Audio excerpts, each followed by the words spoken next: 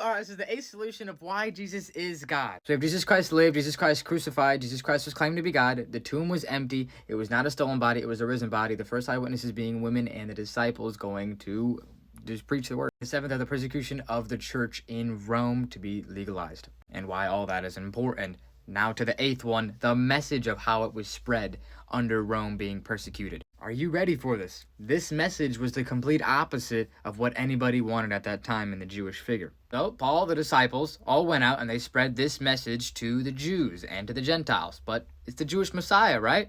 But cursed is anybody who is hung on a pole.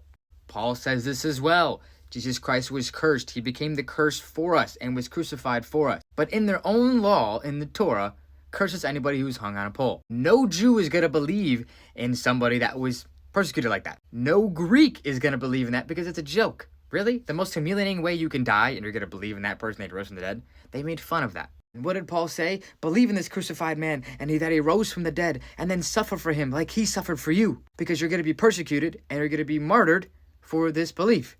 Is this really a convincing manner to anybody? You want me to follow a guy who was cursed in my own book, and you want me to follow him and then go ahead and be martyred and persecuted for him? Yeah, that sounds very convincing. Let me go do that. But guess what? It still spread! You want to know why? Ever heard of the Holy Spirit? Ever heard of Jesus Christ actually being God? For the Lord's power is made perfect in weakness. Like I said at the beginning, it's too much evidence, guys. Jesus Christ is God. And even when you go later on to Christians who believe in Jesus Christ, they deny the bodily human form of Jesus Christ. They say he's only divine. Why is that? Because it's completely opposite to what Judaism believed at that time. God cannot become human form and die? What? These Christians were called the heresy of Gnosticism because they denied God becoming human form, because Judaism would not believe that at that time. Nor do they now. They said the Messiah is not going to be human form. God can't become human form. He's not going to do that. What? Because they don't read the scriptures correctly. But when you read Isaiah, it becomes very clear that the Jewish Messiah had to suffer, die, and rise again. So now you know the message and how convincing it was. Hung on a pole, cursed on a pole, the opposite of believing that God could become human form and die.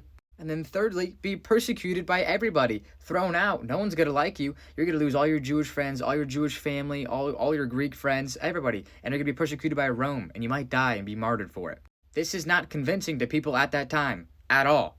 But Jesus Christ still grew through the Holy Spirit and the word of mouth. How beautiful is this? All right, on to the ninth solution. I'll see you in the next video.